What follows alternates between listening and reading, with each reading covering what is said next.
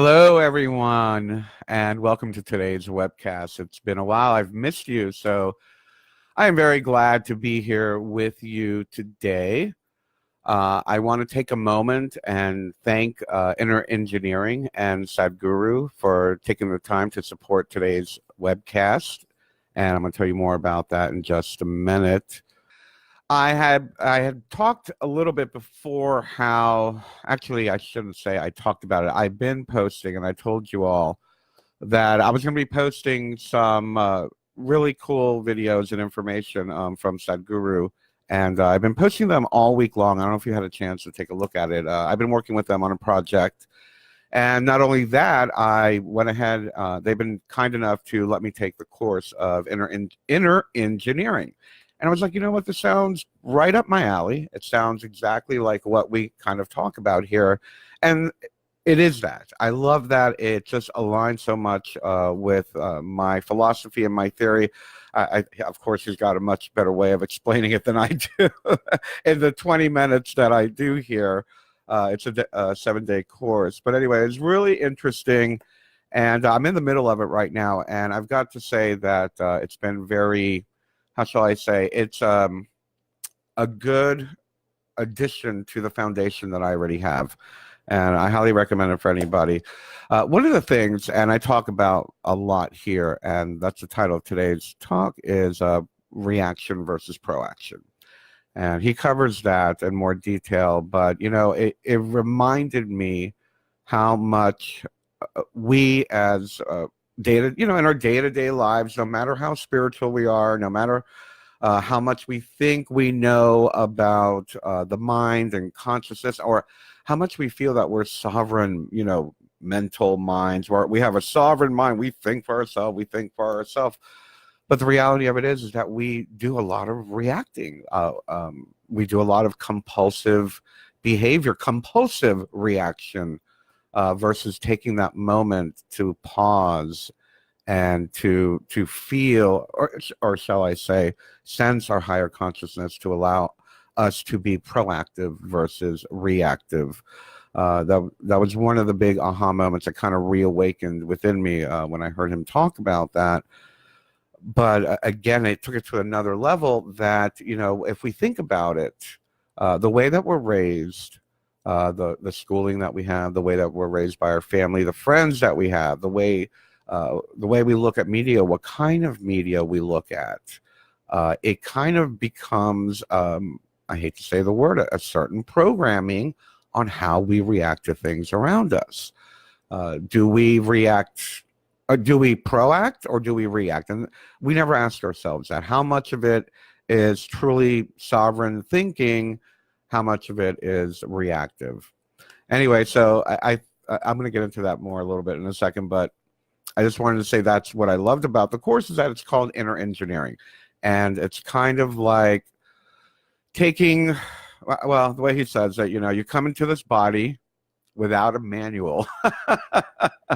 You come into this body without a manual. We have a manual for driving. We have a manual for this, a manual for that, but there's no manual for consciousness. There's no manual for life and our spirit or our awareness or whatnot. And so again, it goes along with that whole inner alchemy stuff that I like to talk about. But I wonder how many of you have noticed your reactionary self versus your proactive self. How much? Well, I'll give you a good example. Today, of all days, this weird, of all things, popped into my head, I should say. I'm in the kitchen, I'm doing dishes, and all of a sudden, a Bugs Bunny cartoon popped into my head. I haven't seen Bugs Bunny in like 30 years. And I'm singing the song that he did, Mama Yo Quiero, when he was Carmen Miranda with all the fruit on his head. And I'm like, where did that come from? I haven't seen that cartoon in 40 years. I mean, but it's amazing. And to me, that's what really solidified the idea that, our subconscious has so much information, and the media, the things we read, the things we look at, the music we listen to, the religion, the spirituality that we follow, whatever it is, it all goes into our subconscious. That can come up 40 years later. I mean, I don't know about you. I literally have not seen a Bugs Bunny cartoon, especially that particular one, in like 40 years since I was a little kid.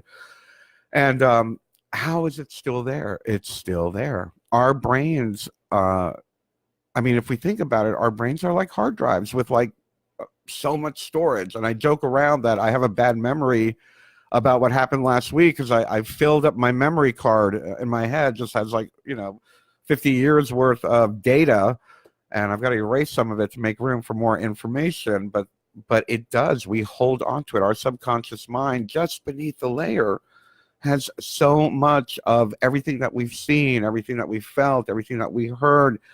And how much of that actually matters right now at this particular moment?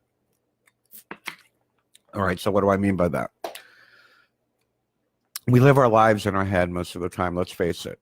The reality of it is right now you're listening to me, but you're talking to yourself in your head going, oh yeah, that makes sense. Oh, I can relate to that. I remember when this happened, or I remember when that happened. Or you're looking at me and saying, this guy's nuts, whatever. The reality of it is it's happening in your head right now. This interaction between you and I. Hi, Shelly and Leo and Mark and everybody here on the broadcast. This interaction is, even though we're experiencing it, it is going into your mind. It's going into your head, and you're thinking about it, even though it's already happening. So the reality of it is that all of this information that we put into our brain, all of the stuff, again, what we see, what we hear, what we feel, what we taste, where do we go? What do we experience? All that stuff lays just beneath the layer in our subconscious. And when we have a new, I don't want to say new experience, when we have a new experience that we're not accustomed to, automatically our mind starts digging into that subconscious layer to see what is familiar. Okay, this feels weird. This feels uncomfortable. Let me go back and through my files and see if this is something I've experienced before, and how do I react? How should I react? How am I supposed to react? Our brain has a tendency and a compulsion to react to anything new and anything different based on our past experiences, rather than being in the moment and experiencing it for just what it is. Now, I'm not saying we can't control that. Of course we can control that. When we're in bliss, when we're in a blissful state, in an intimate state, in a peaceful state, when we are connected to when we're mindful, when we are in the moment, we can experience that as an experience. But again, our mind has a compulsion to react, to dig around, to speculate.